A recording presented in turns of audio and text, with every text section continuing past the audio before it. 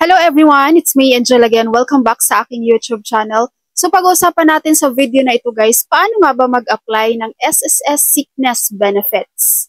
So meaning guys, itong SSS sickness benefits ay para po ito sa mga member ni SSS na nagkasakit or na-injured. Okay, so pag-uusapan muna natin ang requirements dito. Number 1 na requirements guys, minimum of 4 days ka dapat na naka-leave, no? So, 4 days sickness o kaya 4 days kang na-injured. So, depende doon sa med-cert na ibibigay sa iyo ng doktor mo kung ilang araw ka pinagpapahinga. Okay? So, minimum of 4 days po yan para maka-avail ka po ng sickness benefits kay SSS. So, regardless kung home confinement, meaning nasa bahay ka lang, hindi ka na hospital, or hospital confinement. So, either po sa dalawa, pareho lang po yan, makaka-avail ka po ng sickness benefits kay SSS. Pangalawang requirements, dapat po ay meron kang contributions ng at least 3 months or mas maganda guys, 6 months within the 12 months bago ka po na-accident. Okay, kasi yun po yung kukuhaan ni SSS ng computation. So parang same lang din siya guys sa maternity na 6 months na may mga pinakamataas na hulog, yun yung kukunin ni SSS for computation ng iyong sickness benefits. And number 3, last na requirements guys, dapat meron ka pong naka-enrolled na disbursement account kay SSS. Ayan. So, kailangan yon dahil doon po ipapasok ni SSS ang iyong sickness benefits. Alright, so unahin natin guys doon sa mga employed. No, yung mga employed ngayon, kapag kayo po ay mag-a-avail ng sickness benefits kay SSS, all you have to do, kapag kayo po ay nagkasakit at hindi kayo makapasok ng alam nyong aabot kayo ng 4 na araw na hindi kayo makapasok, i-notify nyo agad ang inyong HR na kayo po ay nagkasakit at hindi kayo makapasok. Ngayon po, kapag ikaw ay home confinement, kumbaga hindi mo na kailangan ma-confine pa sa hospital, pagbalik mo po ng trabaho mo, make sure you have all your documents. Of course, magpapacheck up ka niyan, kailangan yung mga documents kay SSS, di ba? So, meron mang form para sa SSS sickness benefits. May part po dun guys na yung doktor po, ang iyong attending physician, pipirma po dun. Isusulat niya po kung ilang days yung required niya sa inyo na pagpapahinga at ilalagay niya po yun doon ang kanyang license number kasi kailanganin po yun kapag mag-claim kayo ng benefits kay SSS and of course, his signature. So, i-collate mo lahat yan, SSS sickness form, mga documents mo, medical cert, no? And isasubmit mo yun kay HR guys pag nakabalik ka na sa work. You have only 5 days to comply after po ng iyong sickness, no? And of course, you have to inform your HR guys. I-remind mo lagi yung HR nyo kasi baka sobrang busy ni HR. Makakalimutan niya na meron pala siyang dapat na isasubmit kay SSS na sickness ng employee. Okay? Dahil kapag yan po ay lumagpas na guys, delay na po yan, malaki po ang possibility na i-denied na po ni SSS ang application mo sa sickness. Sayang naman. Diba? And then kapag ikaw naman ay hospital confinement, you have 1 year.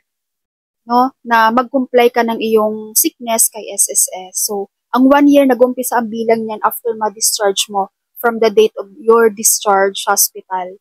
So, meron kang 1 year to comply. Kahit di mo natapusin ang 1 year, di ba? Pag na-discharge ka na sa hospital, kabalik ka na ng work, di mag-comply ka na agad para hindi mo matagal hintayin ang iyong sickness benefits. Again, remind always your HR guys. I-follow up nyo lagi sa HR nyo kung nasubmit ba sa SSS ang inyong sickness application. Okay po? And remind lang guys ha, itong sickness, SSS sickness benefits natin kay SSS, regardless po ito kung sickness ba siya or injured. For example na lang dito guys, yung previous employee namin na nagbasketball siya, natapilok, namaga yung kanyang ankle part sa paa, and 2 weeks ata guys, 2 weeks or 1 month, no? I think umabot siya ng 1 month talaga nun guys na hindi siya nakapasok sa trabaho. So yun ay covered po siya ng SSS sickness benefits. So ngayon kapag ikaw naman ay voluntary member, All you have to do, mag-login ka lang sa iyong SSS account. Pag maka-login ka na, makita mo tong sa benefits, i-click mo tong apply for sickness benefits.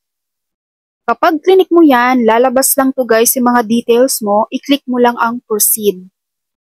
And then dito, fill upan mo tong mga details na kailangan, like start of sickness, confinement location, home ka ba or hospital, no? And then, kung hospital confinement ka, kailangan mo ng date of discharge. And then, number of days claimed. Itong number of days claimed, guys, mag-base po kayo doon sa form, ha, na pinapapirmahan nyo sa doktor nyo, no, sa attending physician nyo. Kasi nilalagay po nila doon kung ilang days. Okay?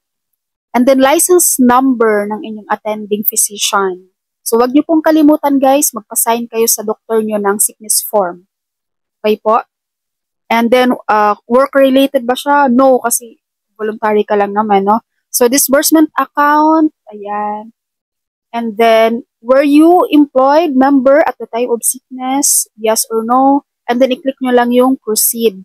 So, pag na-click mo na yung proceed, dito ka na mag-a-attach ng iyong mga documents. So, meron ditong medical certificate, hospital or medical records. So, i-attach mo lang siya dyan. And then, i-click mo tong I certify na box. And then, i-click mo tong sa baba, yung I certify and submit.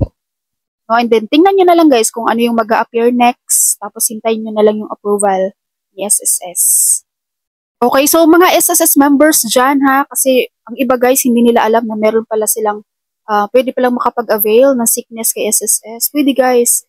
Ako pira usog lang guys, isang beses lang ako nakapag-avail ng sickness kay SSS nung nagkabulutong ako. 1 week akong hindi nakapasok sa trabaho. So, yun yung first and last. Wag na sana maulit. Ayan, so yun yung naka-avail ako ng aking sickness kay SSS. And magkano ba tong SSS sickness? So, take note guys, hindi po ito per day sa sahod nyo. Kung magkano yung per day nyo sa salary, hindi yung makukuha yung benefits kay SSS. No. Mas mababa po ito dahil equivalent of 90% only from your average daily salary credit. So, mas mababa talaga siya. Kung magkano yung per day mo, hindi po yun makukuha mo.